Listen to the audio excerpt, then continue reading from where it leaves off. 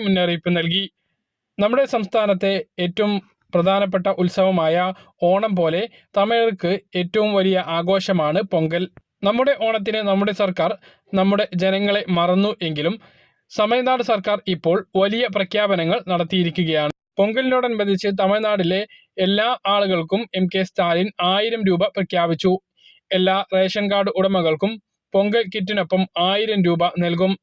നേരത്തെ Pongal kit 1 kilo വീതം അരിയും പഞ്ചസാരയും ഒരു കരിമ്പുമാണ് പ്രഖ്യാപിച്ചിരുന്നത്. ഇതിൽ പ്രതിപക്ഷം പ്രതിഷേധം അറിയിച്ചതോടെയാണ് കിറ്റിനൊപ്പം പണവും ഉൾപ്പെടുത്തിയിട്ടുള്ളത്. വീട്ടമ്മമാർക്ക് പ്രഖ്യാപിച്ച 1000 രൂപയും പൊങ്കലിന് മുമ്പ് തന്നെ ബാങ്ക് അക്കൗണ്ടുകളിലേക്ക് എത്തുമെന്നും സ്റ്റാലിൻ അറിയിച്ചു.